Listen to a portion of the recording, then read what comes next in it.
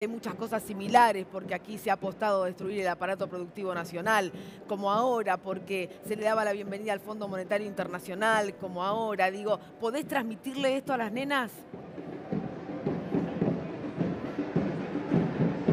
Sí, sí, estamos transmitiendo y ya es un honor que la más grande esté en el centro de estudiantes de la escuela. Ah, mira. Eso está buenísimo. Y sí, como dicen los muchachos de tiempo argentino, no solo recordar, sino no repetir, ¿no? Creo que de eso se trata. De eso se trata. Mirá qué bien, las chicas ya están en el centro de estudiantes. ¿Y qué cuentan? ¿Qué dicen ellas?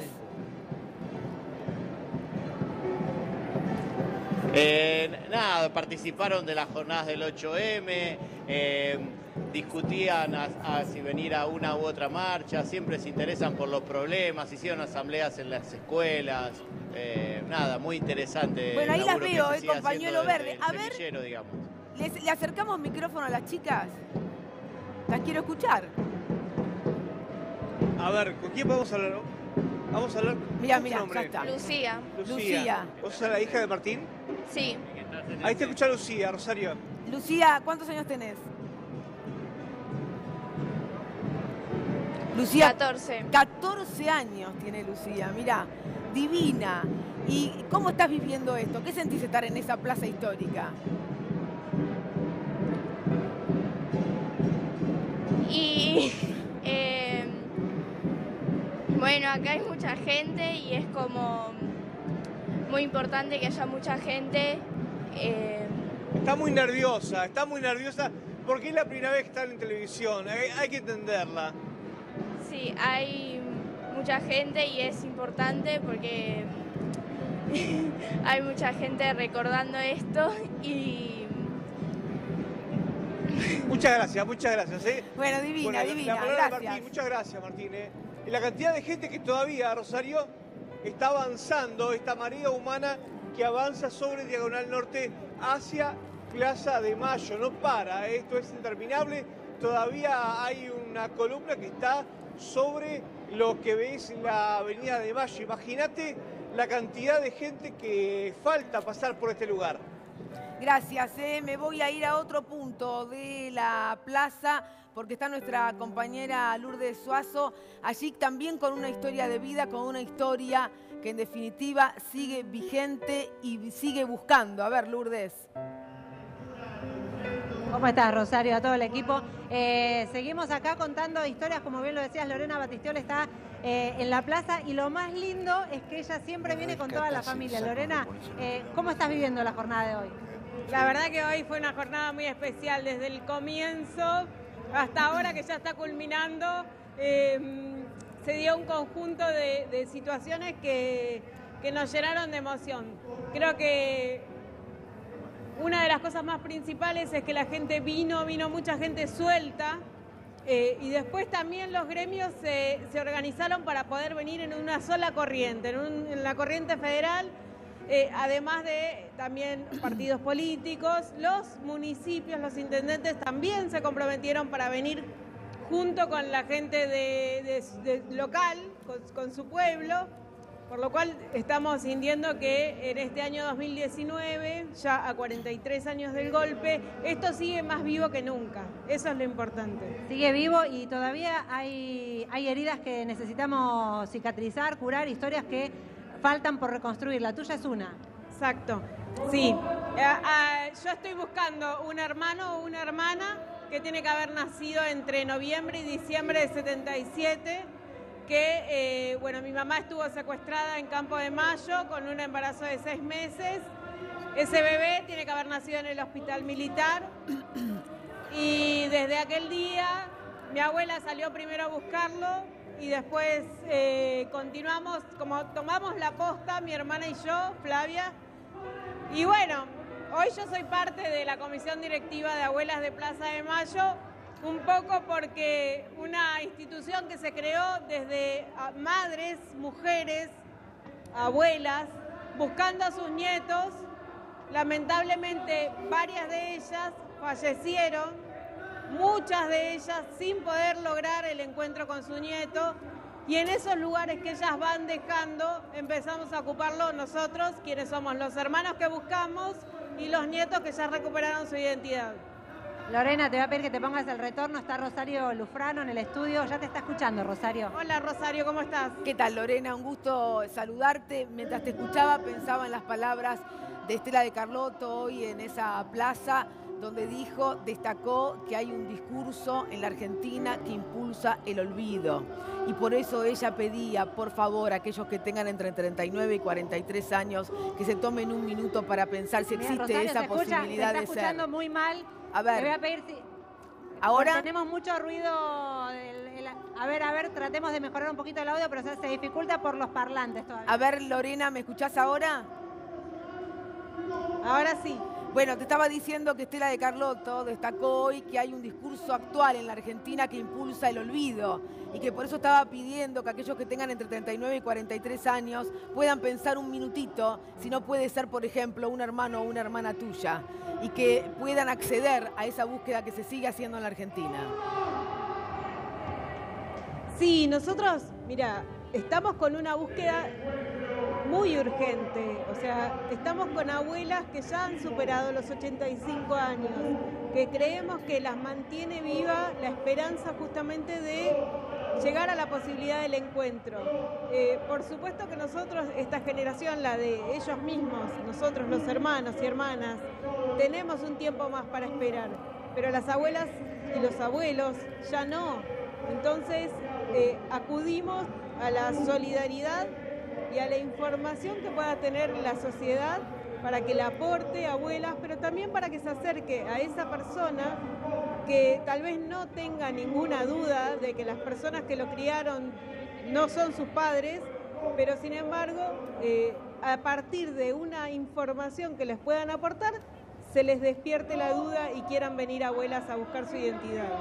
Así es, de eso se trata. Así que nuestro aporte también desde Crónica, y quiero destacar que es el único medio de televisión de la República Argentina que ha estado desde toda la jornada para mostrarte qué pasa.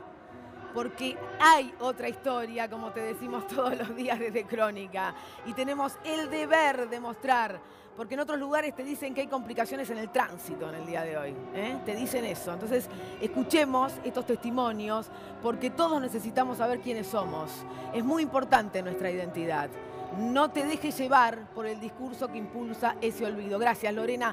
Me voy con Marcos Bustamante, porque tenemos otra historia. A ver, Marcos. Sí, y te presento a Guillermo Augusto Engel. Guillermo Augusto Engel, el papá de Débora. Débora tenía 6 años cuando se llevaron a Guillermo. Y cuando llega el 24 de marzo es revolver todo eso. Cuando llega el 24 es un día de conmemoración, de salir, de juntarnos con todos, de que todos sepan que esto pasó, que esto nos pasó cuando éramos chicos, cuando había otros que no eran tan chicos como nosotros, cuando nuestros hijos aún no habían nacido, como es en el caso de mi hija, que creció, digamos, viniendo a las marchas desde chiquitas, yendo al Parque de la Memoria, ayer y viniendo todos los 24 a la plaza. Y desde hace unos años, 3 creo, podemos ir al lugar donde pusimos la baldosa y nosotros le hacemos grullas a mi papá. Le hacemos grullas en origami y le llevamos siempre grullas a su baldosa para el día de su cumpleaños, a su baldosa para la conmemoración del día que se lo llevaron y en conmemoración, bueno, los 24 de marzo ahora se lo llevamos al Parque de la Memoria. Rosario, te escucha Débora. Sí, eso que hacen siempre es lo que ha permitido a esta sociedad recuperar, mantener viva esa memoria, seguir pidiendo justicia. ¿Cómo lo transmitís vos a los Rosario, que te rodean? disculpame, pero no te escucho. No me escucha, Débora. Bueno, no importa. Vale lo que estaba contando. Lo único que me quedó de mi papá es una baldosa. Ahora me escucha. Ahí te escuchaba. Lo tengo que decir 2 veces, se ve. Débora, te escuchábamos atentamente y pensaba que eso que haces constantemente es lo que ratifica y le da cimiento a esa necesidad de justicia, de verdad y de memoria que tiene la Argentina. ¿Qué es lo que hago? Además de ponerlo en manifiesto y de mostrarlo y de demostrar que todo esto, todo el lado oscuro, también hay un lugar de vida, hay un lugar de luz, que es que podamos tener nietos recuperados, nietos que van a seguir la pelea. Y además he hecho varias cosas en estos años. Una es presentar una causa en Alemania, en la ciudad de Bremen. En cuanto se pudo lo hicimos. Mi abuela como madre, que ya falleció, hizo representar a mi padre como desaparecido político alemán. Esto dio la posibilidad de que un gobierno extranjero participara y que yo pudiera hacer el juicio allá, así que Alemania esté pidiendo justicia y pidiendo información sobre mi papá. Y en los últimos tiempos, hace 4 años de esto, un organismo de los más grandes que tenemos en Argentina, que es el de antropólogos forenses, me llamó para decirme que habían encontrado a un compañero cautiverio de mi papá, el señor Rodolfo Báez. Él fue detenido junto con toda su familia y lo liberaron, y él pudo contarme de los últimos momentos de mi papá. Y las cosas que me contó eran mi papá, los datos que me había dicho eran mi papá. Él no podía verlo, por ejemplo, pero podía contarme de sus piernas que eran muy flacas. Y fue muy emocionante el día que yo le llevé fotos de mi papá y él vio esas manos y no podía creerlo. La verdad que, bueno, no hay palabras para contar esto.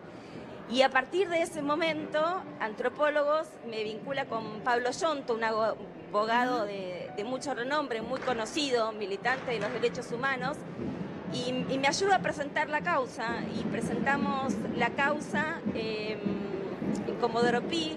Es la segunda causa sobre la cual todavía se están buscando testigos sobre el edificio de Coordinación Nacional, que fue donde detuvieron a mi papá, donde se lo llevaron detenido, desaparecido el 10 de mayo del 76. El 25 de mayo lo pudieron ver desde el 15 de mayo hasta el 25 de mayo lo vieron con vida y después no supieron más nada de él. Y no se supo más nada de él. No se encontraron restos aún y lo seguimos buscando, lo vamos a buscar. Sin lugar a dudas. Débora, muchísimas gracias. Muchísimas gracias. Enseguida vuelvo a Plaza de Mayo con el trabajo de todos nuestros móviles. A ustedes. Por favor. Quiero agradecerle a Horacio Berbisky, a Jorge Tayana, que siguen aquí con nosotros, sumar al resto de los compañeros, a Ernesto Adida, a Lorena Toso, a Luis Autalán. Gracias por estar aquí. Gracias a vos. Yo pensaba, mientras escuchaba toda esta transmisión, ¿qué pasaba hace 43 años? ¿Qué pasa ahora? ¿Cómo se titulaba? Por ejemplo, mirá qué curioso, el diario Clarín, el 25 de marzo de 1976, tituló Total Normalidad. ¿Cómo? Sí, total normalidad. Cuando se había borrado el Estado de Derecho en la Argentina, se rompía la institucionalidad y empezaba la peor dictadura de los argentinos. Total normalidad. Y era el momento en que una mujer como Susana Villaflor salía a la calle para decir que los desaparecidos son hijos de todos. Y ella terminó desaparecida en 1977. Y era el momento en que Martínez de Oz, porque quiero hilar las dos cosas, se necesitó para romper el aparato productivo nacional de este sistema represivo y de muerte. Decía que achicar el Estado era agrandar la nación. Esas eran las palabras que escuchábamos. Horacio. Sí, aquí ha habido, digamos, una pugna entre coaliciones opuestas que ha durado ya más de medio siglo. Es decir, el programa del golpe del 76 es el mismo programa del golpe del 55. Pero pasa que en el golpe del 55 no pudieron consolidarlo, porque había una resistencia popular organizada muy fuerte. Entonces, el golpe del 76 llega con el mismo programa, pero con un grado de violencia sin límites. Es decir, es cierto que el golpe del 56 fusiló a una treintena de personas, pero la resistencia popular era tan fuerte que les impidió consolidarse. Tuvieron que convocar a la elección constituyente en el año 57, donde los candidatos del gobierno perdieron por paliza. Tuvieron que convocar a la elección presidencial, en la cual el pacto de Frondizi y Perón impidió la continuidad de ese modelo. En el 76 llegaron sin había resistencia, plazo, sin tiempo y sin límites en la violencia que se aplicaba para poder llevar a cabo el mismo proyecto. Lo que pasa es que ese proyecto es un proyecto de prosperidad para muy pocos y de exclusión para muy muchos. Y hay un ministro del golpe del 55 que se llama Berrié, que dice que la Argentina es un país espléndido, pero que sobran 5 millones de personas.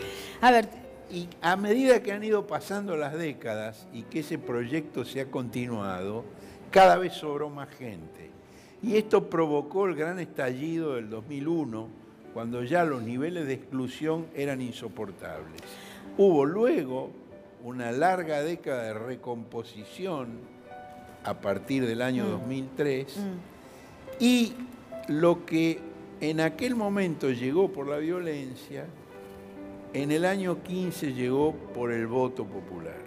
A ver, pero Horacio, quiero preguntarle a Jorge, porque lo que escuchamos hoy, para instalar, es que el problema que tiene la Argentina empezó hace 70 años. Claro.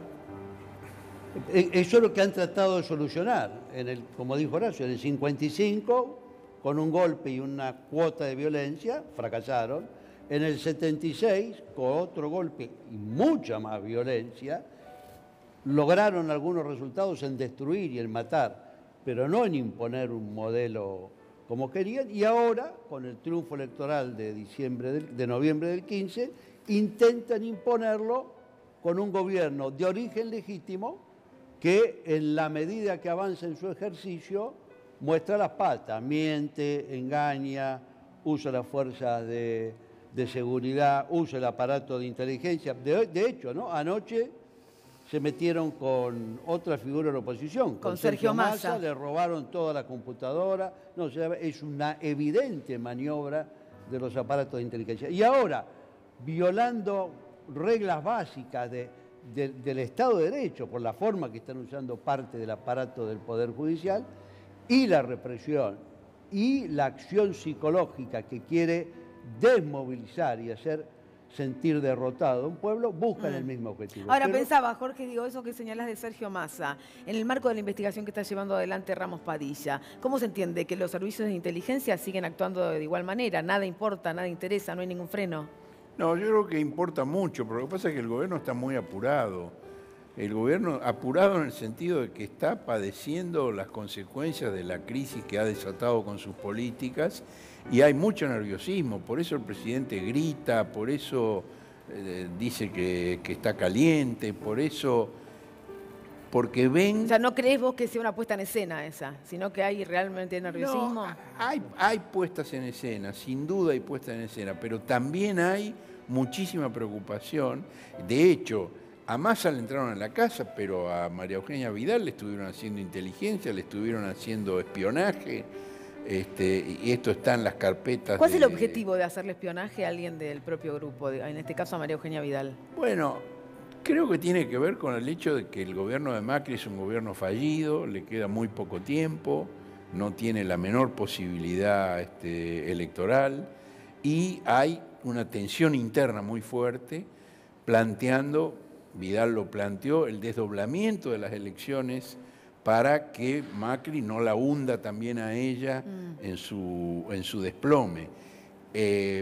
Macri se negó a eso, y entonces, desde que Macri se negó a eso, y mientras sus índices siguen desplomándose, lo que comienza ahora ya no es la idea de reemplazar a Macri por Vidal, sino de hacer un replanteo general de las alianzas, en el cual se rompa la alianza Cambiemos y dé lugar a un acuerdo entre Vidal, Rodríguez Larreta, que es el jefe político de Vidal desde hace muchísimos años, y sectores del peronismo conversable, y sectores del radicalismo. Eso es lo que se está cocinando en este momento. Yo publiqué en el... ¿Ahí está la baña también?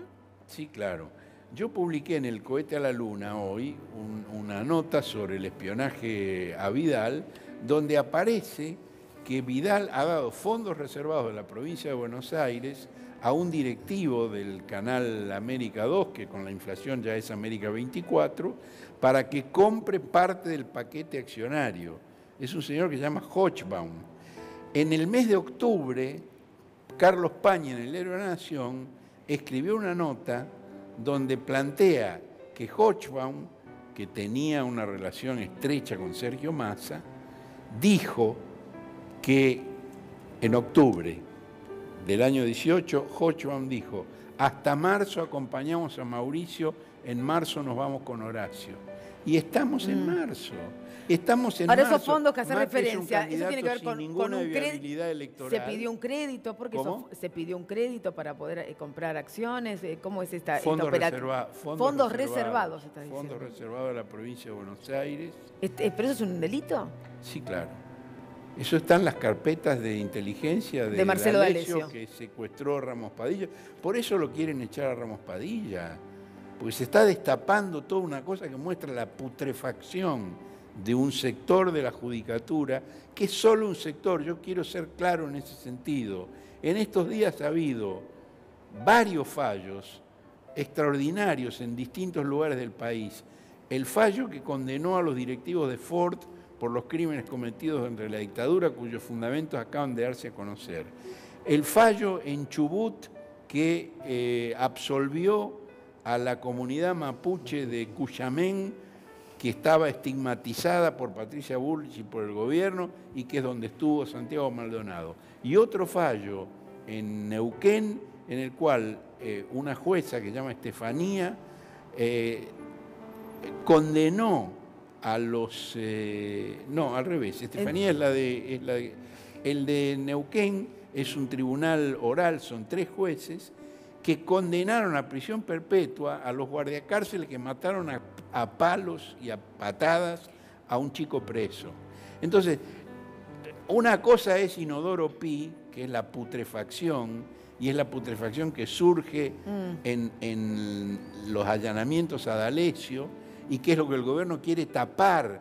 El gobierno quiere que no se hable de eso, porque esa descomposición muestra también la descomposición del gobierno. Por eso preguntaba si esto de Sergio Massa es que o anda gente suelta o ante esta situación que está describiendo Horacio, que todos contamos. A mí me parece que muestra lo que está mostrando Ramos Padilla, que está emergiendo una trama de corrupción y de acción estatal y paraestatal que involucra servicios de inteligencia, parte del aparato judicial, parte de los sectores políticos, sectores de medios vinculados. Toda esa trama es lo que está emergiendo. Y el otro fallo bueno es el de la Cámara de Mar del Plata, que respalda ratifica la investigación de Ramos Padilla. Y dice, no señores, el señor sí es competente. Compañeros. Sí, no, me quedé pensando en lo que decía Horacio, sumado a lo que decía Jorge, y en parte de lo que venimos contando sobre el golpe cívico-militar. Digo, ¿cómo juegan en esta historia los empresarios que en aquel momento formaron parte del acompañamiento de ese golpe, muchos de los cuales hoy están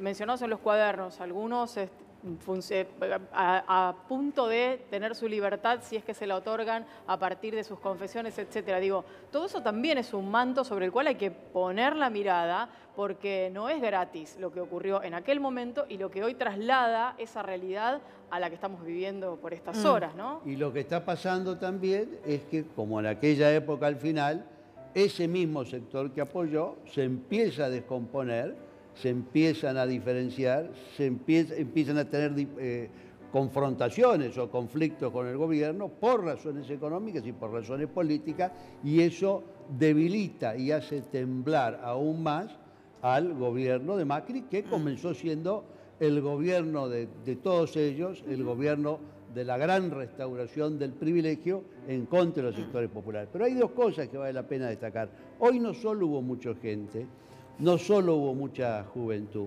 también hubo una presencia sindical organizada como nunca hubo. Hubo más de 70 gremios que acordaron con organismos de derechos humanos participar, y fueron juntos. Y esto, creo yo, anticipa la masiva movilización que va a haber en apenas unos días. El 4 de abril. El 4 de abril, cuando se muestre ya no la importancia de la memoria, de la verdad, de la justicia y eso que tiene que ver con el pasado y con el presente, sino el fuerte reclamo de la sociedad y sobre todo de su clase trabajadora contra este plan de exterminio del trabajo y de la industria argentina, que es lo que está haciendo el gobierno. A ver, agrupación Hijos de la provincia de Buenos Aires, que participaron, por supuesto, de la marcha y están aquí con nosotros. Aquí, sé que estuvieron igual a lo largo de la transmisión de Crónica. Gracias por seguir con nosotros, ¿no? Se está desconcentrando la movilización. Se escucharon ahí discursos otra vez importantes haciendo referencia a este 24 de marzo, además, de este 2019, ¿no? Y esta historia desde el 76. ¿Cómo lo vivieron? Bueno, en particular lo vimos con muchas emociones, porque uno no solo se encuentra con los compañeros y las compañeras, sino que además se encuentra con la familia y por ahí con amigos que hacía mucho tiempo que no veía, entonces se llena de emociones. Por ahí algunos, yo tuve la chance de encontrarme con amigos que venían de España, solamente para la marcha. Entonces, solamente para participar de la marcha, entonces importante. es una emoción muy grande, claro, encontrarlos entre tanta gente. No tenía programado encontrarme, o sea, y volverlos a encontrar. Y bueno, es una mezcla de sensaciones entre un poco de alegría y de incertidumbre por todo lo que está pasando, ¿no? Porque todo lo que nos está pasando, que nos pasa a todos, es que volvemos a sentir que políticas que nosotros ya vivimos, volver a vivir la pérdida de derechos, el programa económico. El tema económico es casi la columna vertical, porque es el mismo programa económico que tenía la dictadura. Tiene similitudes, o sea, yo tengo 52 años y lo viví y sé muy bien cómo la dictadura fue desarmando la industria nacional, desarmando las pymes, o sea, destrozando todo lo que era la gran rueda que cuesta un montón de años volver a generar, porque eso no se genera enseguida, eso cuesta un montón de años y van cayendo trabajadores, van cayendo empresitas, y siempre las empresas que se benefician son las mismas. A ver, alguna de actores, de tu ¿no? compañera que está allí. Sí, a agregar a lo que decía el compañero, que también es muy importante remarcar el avasallamiento que hay en cuestiones de derechos humanos desde este gobierno. Es un avasallamiento que se ve en el día a día. Yo vivo en la zona de Lanús. Realmente es una zona que está en este último año. Hay una fuerza de seguridad en la calle impresionante todo el tiempo. A las 10 de la mañana hay apostados policías y paran a los colectivos, hacen bajar a personas, a muchachos, es por portación de cara esto, los hacen bajar del colectivo, los ponen contra una pared. Esas imágenes nos recuerdan justamente a esas épocas que estamos recordando. Palpan. Digo, esto realmente se está viviendo de vuelta una situación muy, muy densa, muy fea. Vuelvo a Plaza de Mayo, A ver, Lourdes, adelante. Está con Camilo García, Lourdes. ¿Me está escuchando, Lourdes? Sí. Acá, exactamente, te estamos escuchando. Camilo García ahora también te va a escuchar. Bueno, Camilo, 24 de marzo, pero con características diferentes. ¿Qué Casa Rosada tenemos hoy? ¿Cómo? La última pregunta. ¿Qué Casa Rosada tenemos hoy? Y una Casa Rosada muy opaca desde el punto de vista patriótico, espiritual, sentimental. El gobierno, nada, ya sabemos las políticas que tiene.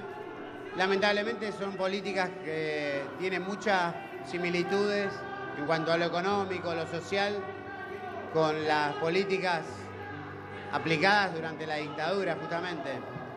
Esto no es una dictadura, este gobierno de Macri no es una dictadura, es un gobierno elegido por el voto legítimamente, pero las políticas que aplica indudablemente nos retrotraen aquellos años. Y bueno, para mí el 24 es muy especial, por supuesto, por mi historia de vida, por mi madre, el recuerdo a mi madre, siempre Rocío.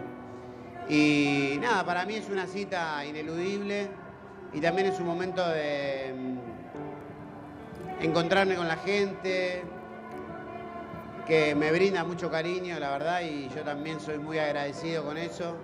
Así que para mí es una responsabilidad de todos los años estar, caminar las calles, llegar a la plaza cruzarme y confundirme en un abrazo, como se utiliza esa frase, y no confundirme también en los abrazos porque sé que no estoy equivocado cuando estoy acá siempre, independientemente de lo que haga en el resto de mi tiempo, mi vida, mis cosas. Estoy haciendo radio y también estoy trabajando como músico electrónico. Y la verdad que eso para mí es una bendición a esta altura del partido, haber podido en algún punto, dada la situación periodística tan limitada por ahí que hay muchos medios, haber vuelto, o que la música haya vuelto un poco a mí, presentarme con eso y encontrar un camino, está bueno también. Camilo, ponete el auricular así de Rosario Lufrano. Está en el estudio. Rosario, Camilo ya te está escuchando. Rosario, sí, te saluda. ¿Cómo andas, Rosario? Muy bien, Camilo. Bueno, ahí te estaba escuchando atentamente, ¿no? Este trajinar en este día tan particular para todos, tan necesario, pero que uno no puede dejar de eludir este 24 de marzo, este contexto en el que se da, donde todos los días distintos sectores salen a la calle para pedir trabajo, para pedir justicia, para pedir pan, y las respuestas que obtiene son que parece que el presidente está caliente ante esto, pero no hay una respuesta de solución. El derecho humano de alimentarse y de tener justicia pareciera que no está presente. Sí, indudablemente el gobierno toma medidas que muy pocas veces o casi ninguna en estas épocas defiende los derechos y las necesidades del pueblo, de la gente. La verdad que la gente la está pasando muy mal. Es un momento muy difícil para subsistir, para llegar a fin de mes, pagar las cuentas, para todos, ¿no? Y me parece que el pueblo está realmente tomando mucha conciencia, movilizándose más que hace 2 años atrás, y ojalá que sirva para poner las cosas en su lugar en muchos sentidos. A las próximas elecciones yo creo que hay que poner el orden de prioridades, acomodar un poco el orden de prioridades de la gente, ¿no? De las necesidades del pueblo. Y creo que la gente tiene la oportunidad de volver a ordenar todo esto que le desordenaron en estos años, de muy mal manejo de las políticas públicas.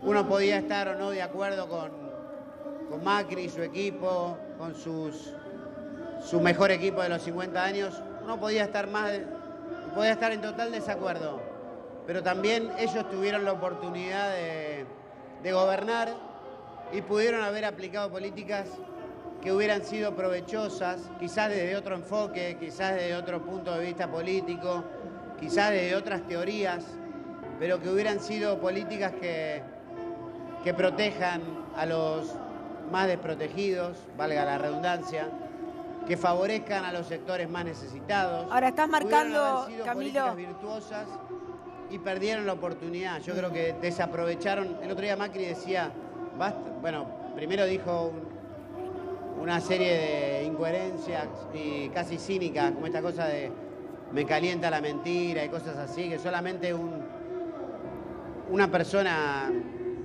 muy malintencionada puede decirlas, un desafío a la inteligencia de cualquier persona. Pero digo, si hubieran tomado medidas que hubieran beneficiado a sectores populares, a la clase media, y hubieran favorecido y propiciado el desarrollo natural de los trabajadores, de los profesionales, los investigadores, los artistas, los periodistas, todos los rubros. La verdad que no lo hicieron y solamente pusieron sobre las clases trabajadoras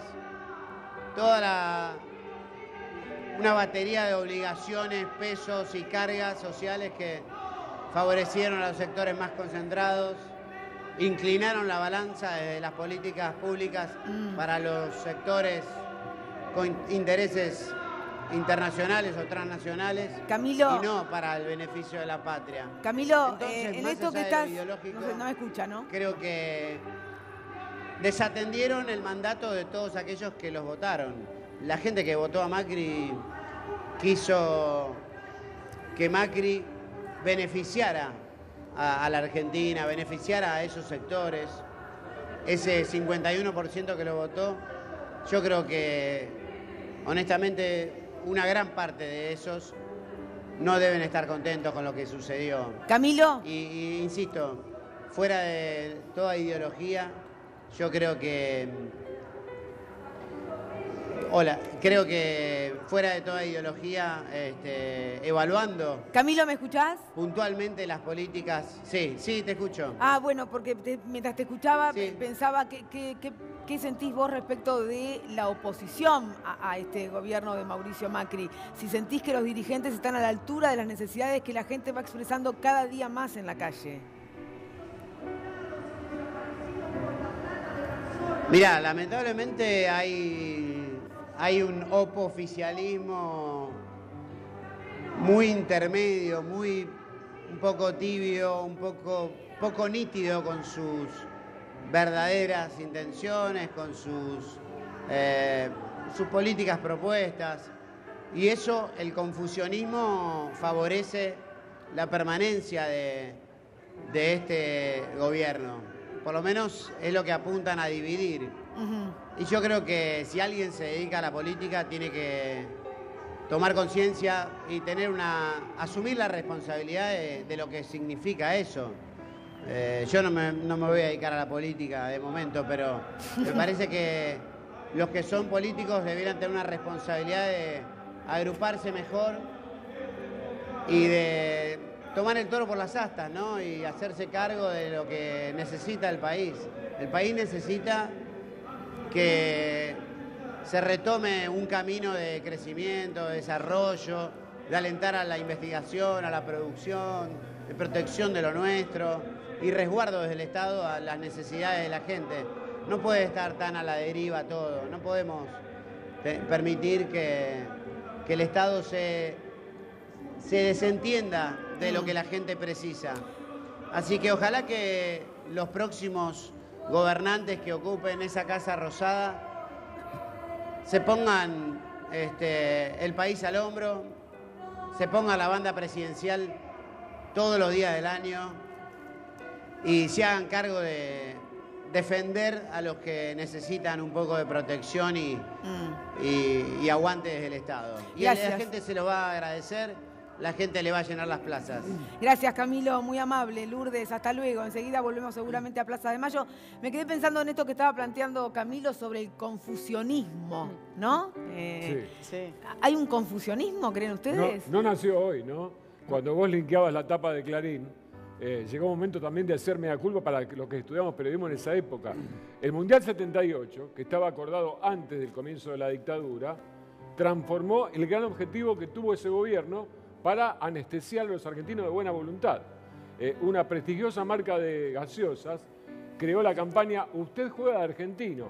Y si bien el equipo de Menotti y sus jugadores deportistas no los puede considerar partícipes necesarios, se da cuenta de lo que era la Argentina sin redes sociales para desviar vía medios una anestesia para una avanzada que fue letal. Algunos periodistas, Jorge Tayana, lo alentaban en ese momento. No nos dimos cuenta quizás. Y ahí también viene la pregunta, ¿no?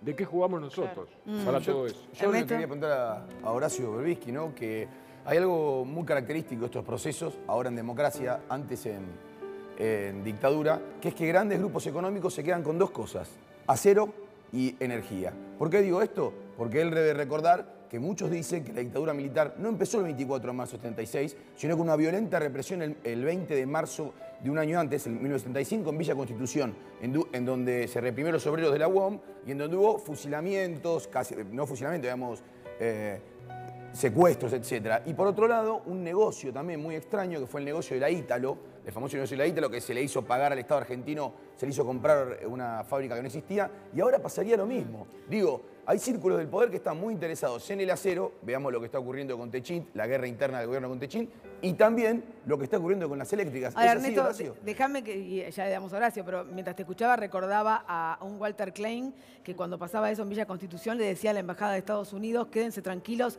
ya están todos bajo tierra. Sí, claro. Es un testimonio de Emilio Mignone, que estaba en un cóctel y escuchó eso, muy impresionado, y lo consignó en sus libros. La novedad actual, esto que la acotado es muy cierto, la novedad actual es que además de haber un interés de clase, hay un interés personal del presidente, de su familia, de sus socios, de sus testaferros, de sus amigos, en todo lo que tenga que ver con la energía. Por eso las tarifas están dolarizadas, porque es el reaseguro de ellos. Son los negocios que Macri está haciendo con la energía hidráulica, con el petróleo. El parque solar de Caucharí en Jujuy, que Gerardo Morales cuenta que no fue idea de él, sino que se lo dio Macri. Digo, hay intereses directos del presidente en estos negocios. Y lo del acero, bueno, lo de Techín, ahí hay una vieja polémica, una vieja pugna entre Macri y los Roca, que tiene muchos elementos complementarios. Por un lado, cuando Macri era presidente de Sebel y estampaba la chapa que Techín le vendía para los autos, Techín quería vender la cara y Macri quería pagarla barata. Ahí hay ya una historia de conflicto entre ellos. Y por otro lado hay incluso un tema social. Los Macri son una familia del norte, de Milán. Los Roca. Los Roca. Sí, los Roca. Sí. Macri es del sur. Sí, una familia muy sofisticada del norte. El actual Paolo Roca es un intelectual sofisticado. Tiene incluso investigaciones, estudios publicados sobre los militares argentinos, de los cuales prefiere olvidarse en este momento, por cierto. Usted diría que en ese tablero de ajedrez los jugadores son los mismos y los peones también son los mismos. Y los Macri son de Calabria. Exactamente, son del sur. Hay también ese tipo de conflicto. Ahora, si en algún momento alguien pudo pensar que las encuadernaciones del doctor Glock y del fiscal Storcionelli iban a favorecer a Macri, los hechos están demostrando que no. Me voy un segundito a Plaza de Mayo. Lourdes está allí con Manuela Castañeira. A ver, la escuchamos. Sí, acá estamos con Manuela, vos bien lo adelantabas. Hablábamos fuera de cámara el tinte que tuvo hoy, ¿no? De mucha emoción. ¿Y cómo la calificás la marcha? Es una marcha emocionante porque es el 43 aniversario, hay una tradición de lucha enorme en este país democrática. Se quiso implementar el 2x1, pero la sociedad movilizada lo evitó. Entonces venir al 24 y encontrarte es realmente emocionante. Además, hay una conexión de distintas generaciones, los más chiquititos, los que estamos en el medio, los más grandes, y conectar todo eso, la verdad que tiene un valor político, social muy profundo. Para nosotros también, en particular, para mí emocionante venir en el encuentro Memoria, Verdad y Justicia. Nosotras venimos de manera independiente a esta movilización con una tradición de lucha enorme, así que la verdad que muy contento de ese punto de vista, porque hay una bandera muy clara para decirle a esa Casa Rosada que está ahí enfrente que nosotros sabemos que fueron 30.000 y que no vamos a tolerar teorías negacionistas. Entonces, seguir movilizados por ese tema creo que es clave. En el discurso también se habló de una claridad, el enemigo no está en la calle, pero lo quieren construir. La protesta social se está criminalizando también para generar un enemigo interno. Sí, vos sabés que es una estrategia que creo que el macrismo está utilizando. Bullrich es especialista en eso. La idea de generar el enemigo interno para promover la guerra de pobres contra pobres también.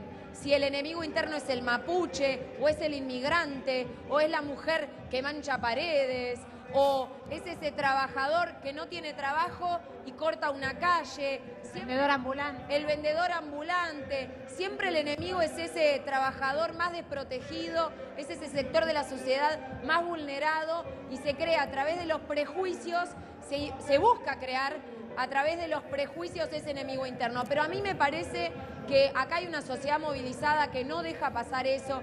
Estas plazas son una muestra muy fuerte de que acá sabemos quién es el enemigo es Macri, el enemigo es el gobierno, es el FMI, es el ajuste. Esta es una marcha que ha sido de un tinte claramente opositor, porque le reclama al gobierno toda esa brutal ajuste y represión que está implementando, y también se escuchan pedidos en la marcha, por ejemplo, de paro general. Y medidas que nos unifiquen a todos, justamente a todos esos vulnerados que se quiere crear ese enemigo interno, que nos conecte a todos y que nos permita pelear por derechos. Manuela, ponete el auricular así, Rosario Lufrano desde el estudio y todos los columnistas ahí en el piso te escuchan. ¿Cómo Manuela, estás, Rosario? Muy buenas tardes. Igualmente, buenas tardes. Estabas diciendo, bueno, aquí la gente vino a expresar todo esto que estabas detallando. ¿Vos creés que el gobierno, es decir, en la Casa Rosada, se escucha algo de esto? ¿Se interpreta qué cosa? A mí me parece que este gobierno está totalmente de espaldas a la sociedad, ya no escucha a nadie que le reclame un derecho, no escucha a los pañuelos verdes, no escucha a los trabajadores despedidos, no escucha a los desocupados, no escucha a nadie, y lo tenemos que hacer, nos tenemos que hacer oír de manera más clara, y por eso creo que es importante que haya medidas como el paro general para que sean contundentes, porque este gobierno es impresionante. Viste, estamos todos enojados por la frase que dijo el presidente, que estaba muy caliente.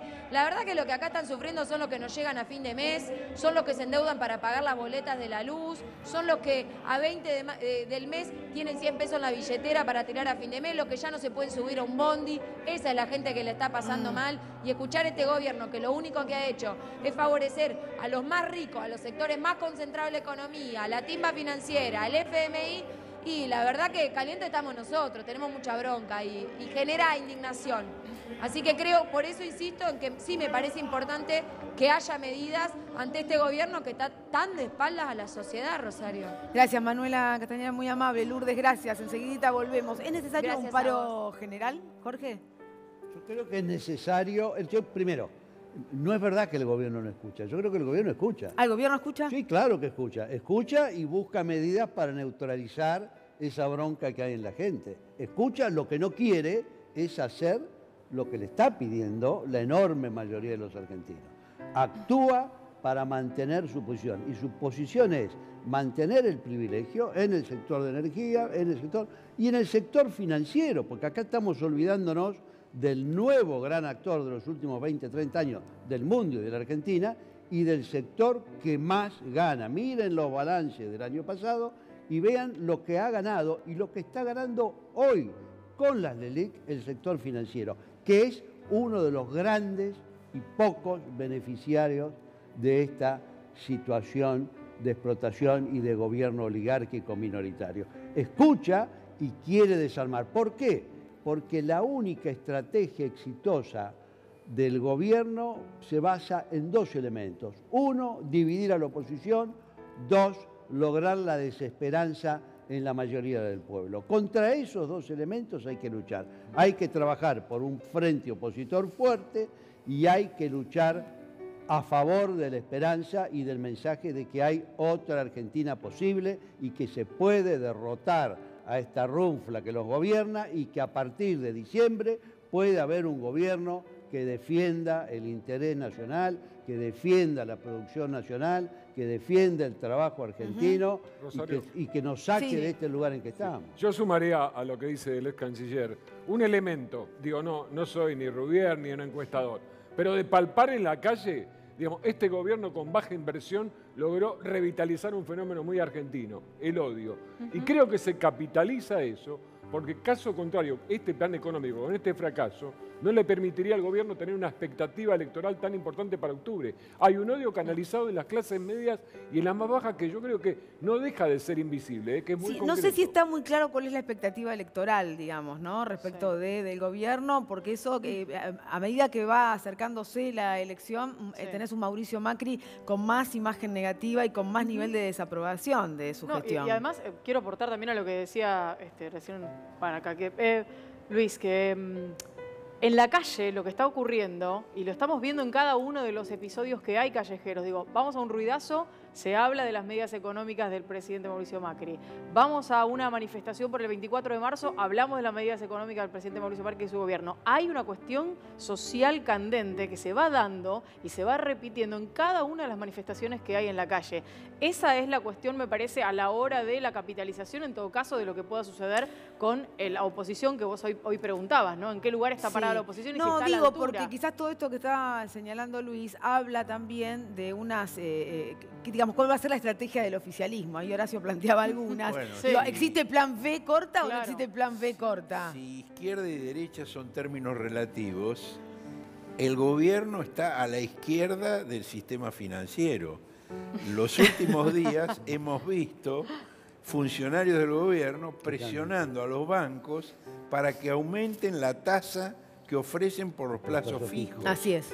Porque la bomba de las LELIQ que han armado es tal que si los bancos que toman las LELIQ y hacen grandes diferencias con eso, no aumentan la tasa que ofrecen por los plazos fijos, la gente se va. La gente se va a ir al dólar. Exactamente. Y este gobierno es un gobierno que ha simplificado todas las variables y lo único que le importa es que no se dispare el dólar. Bueno, en ese punto pueden pasar dos cosas. En ese punto hay que destacar algo que usted dice que es muy cierto. Y no es invención de hoy.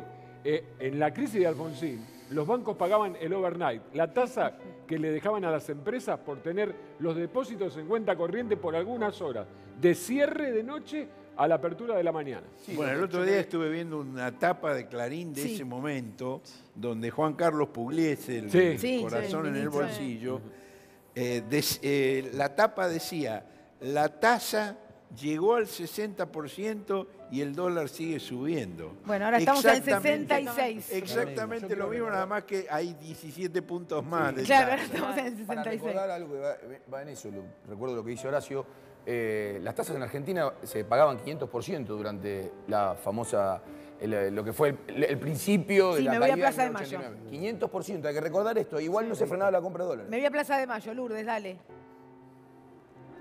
Sí, Miriam Bregman acá con nosotros. Cuando se habla de estos 43 años de la dictadura, hay algunos puntos en común en cuanto a lo económico. ¿Cómo lo definís vos eso? Bueno, más que nunca creo que hay puntos en común en lo económico, porque si hay algo que está impune de la dictadura, algo, a pesar de que hemos luchado mucho porque esa impunidad no sea así, pero está muy consolidada en la impunidad de los responsables económicos, de los que organizaron el golpe, de los que se beneficiaron, de los que cometieron aquel saqueo que Rodolfo Walsh, a un año de dictadura, en la Carta Abierta ya hablaba de la miseria planificada. Parece increíble que con tan pocas palabras en la Carta Abierta haya podido describir tan bien lo que la dictadura venía a hacer. Rodolfo, que ya tenía a su hija Vicky asesinada, no se confunde. Dice, hay que buscar los verdaderos motivos de la dictadura en otro lado. Hay que buscarlos en los motivos económicos, en todo eso que la dictadura venía a dejar a distancia. Y hoy lo seguimos viendo, porque aquellos que se enriquecieron con la dictadura, empezando por el grupo que integra el presidente de la Nación, el propio grupo Macri y tantos otros, no han pagado por ello. La Argentina se dio un fenómeno que pocas veces se ha visto en el mundo, no sé si hay ejemplos en el mundo. No solo que los empresarios delataron delegados gremiales, por eso la mayor cantidad de desaparecidos son trabajadores y trabajadoras, sino que tuvieron hasta centros clandestinos en sus propias empresas. Se llegó a ese extremo a la Argentina, de centros clandestinos la propia empresa, empresas automotrices que le donaban a Campo de Mayo equipos de obstetricia para que las secuestradas tuvieran sus bebés ahí y ellos se apropiaban de los bebés. Es decir, acá los empresarios no es que se beneficiaron, no, organizaron, planificaron y se armaron un país en forma regresiva, mucho más de acuerdo a sus intereses empresariales para cortar con toda esa experiencia que la clase obrera venía acumulando desde la resistencia peronista a otros lugares, pero fundamentalmente desde el cordobazo. Te escucha Rosario Lufrano desde el estudio. Miriam ya está en línea, Rosario. Sí, Miriam, buenas tardes. Bueno, todavía vemos que hay mucha Buenas gente tardes. en la plaza. Nombrabas a Rodolfo Walsh. Mañana va a haber una caminata hasta la casa de Rodolfo Walsh, la casa de donde se lo llevaron. Sí. Porque esa casa está ocupada por un militar. Sí, yo soy la abogada de Patricia Walsh, de la familia Walsh, y la abogada del caso de Rodolfo y ahora también de Vicky Walsh, porque hemos presentado hace un tiempo la querella para que se investigue el operativo de la calle Corro, donde murió Vicky. Así que es una historia que me toca muy de cerca. Patricia va a estar mañana en esa caminata, Patricia Walsh, y como vos decís, desde los días siguientes en que esa casa fue acribillada, ¿no? Fue una casa donde le tiraron con absolutamente todo lo que se te ocurra, el pueblo, los viejos testigos del pueblo de San Vicente que los trajimos a declarar oportunamente en el juicio oral, declararon lo que fue ese día y jamás lo pudieron borrar de su memoria. Esa casa inmediatamente fue ocupada por la familia de un policía y así siguió por muchos años. Y es como un símbolo, porque a Rodolfo no solo le asesinaron su hija, no solo le robaron su vida, sino que también de aquella casa se llevaron la obra inédita de Rodolfo Walsh. Esa obra inédita que venimos reclamando, que venimos peleando, el cuento Juan se iba por el río, tantas cosas que se vieron en la ESMA, que sobrevivientes declararon que estuvo en la ESMA, es decir, sabemos quién lo hizo, sabemos quién lo llevó, pero es tanta el odio, la venganza que tienen contra esas letras, contra el autor de la carta abierta, que lo siguen conservando como un trofeo de guerra. Por eso a mí me duele cuando a veces hablan de los represores como ex represores o ex genocidas. No son ex. Ellos renuevan su compromiso con la represión y la impunidad cada día, y este es un caso testigo, el de Rodolfo Walsh. Gracias, Miriam, muy amable. Miriam Bregman, desde Plaza de Mayo. Enseguida volvemos allí. Jorge, nos quedamos pensando en esto, ¿no? Porque es verdad esto que decía Miriam Bregman respecto de los símbolos que se quieren conservar y que no se muevan de ese lugar. Sí, bueno, ella habló de Rodolfo Walsh. Sí. Tanto Horacio como yo tuvimos una relación Así es. de mucho afecto, y en mi caso yo era mucho más chico de alumno casi de Rodolfo. De Rodolfo, y era un hombre extraordinario con una gran claridad política. Yo era un joven rebelde simplemente. Pero sí, hay un debate, y ese debate está en la conciencia. Y el debate de este año, que es un debate político, es un debate que está en la conciencia de la gente. Las elecciones se ganan simplemente porque ese es lo más maravilloso de la acción o de la lucha política, es que tiene muchos elementos materiales, pero finalmente transcurre en la cabeza, ¿no? O sea, hay que persuadir a una mayoría de cierta orientación. Y el gobierno está lanzado a desmovilizar, a dividir y a persuadir a una mayoría de la sociedad a través del odio, también como un elemento muy importante, como fue en el 55 también, y como fue en el 76, a tratar de lograr que eso que dice el presidente, no hay otro camino, esta es la única cosa que se puede hacer, es la única verdad. Yo estoy convencido que van a fracasar porque hay otra verdad, porque la sociedad la está viendo cotidianamente, porque las necesidades crecen y porque la confluencia de sectores para cambiar esta realidad va a triunfar. Entonces mi mensaje, recordando ese firme claridad y constancia de Rodolfo, es: vamos a resistir y vamos a vencer, y vamos a derrotar a este gobierno, y la Argentina va a volver a poder estar, los argentinos y las argentinas vamos a poder estar de nuevo orgullosos de lo que estamos construyendo como sociedad. Jorge Telena, muchísimas gracias. Sé que se tiene que ir, Jorge, por eso le agradezco. Hay una técnica de comunicación del gobierno que a mí me parece muy asociada con el hipnotismo. El otro día el presidente dijo una cosa que a mí me impresionó mucho, siempre con ese estilo de enojo que le marcaron ahora el caucheo, ¿no? Dijo: tenemos que darnos cuenta que no se puede vivir endeudado, no se puede. Nadie endeudó a la Argentina más que él. Digo, en los 3 años de su presidencia ha contraído una masa de deuda pública superior a todo lo conocido antes en nuestro país. Y en el mismo lapso ha contraído más deuda que el resto de los países del mundo individualmente, más que China, más que Turquía. Ahora, esto abre la siguiente pregunta, Horacio, porque ¿cómo se gobierna a partir de 2020 con esa deuda que está señalando? Bueno, va a ser un problema serio, pero se puede manejar. En la medida en que haya un gobierno que tenga claridad, digamos, y que haga una política opuesta a la actual, que desdolarice las tarifas como primerísima medida. Y que ponga en funcionamiento la producción y el trabajo, bueno, se puede renegociar con el Fondo Monetario y con los acreedores, sin ninguna duda, porque además cuando la deuda es tan grande, el interés de la renegociación no es solo tuyo, sino también del que te lo prestó. Porque si la Argentina no cumple con sus compromisos sin una negociación, bueno, las barbas de Christine Lagarde están en peligro. Ernesto, Una pregunta para Horacio, en esa cuestión hipnótica, ¿no?, del mensaje del presidente,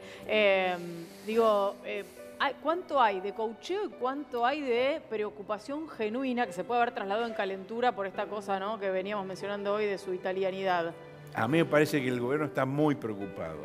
Está muy preocupado porque ve que nada le da resultado, que todas las cosas en las que cree no funcionan. Y entonces, el tema del déficit cero, de no imprimir dinero, de tasas de interés altísimas, que de acuerdo a la ortodoxia monetaria debería producir como resultado un descenso de la inflación y de la cotización del dólar, no producen eso. Aumentás la tasa y aumentas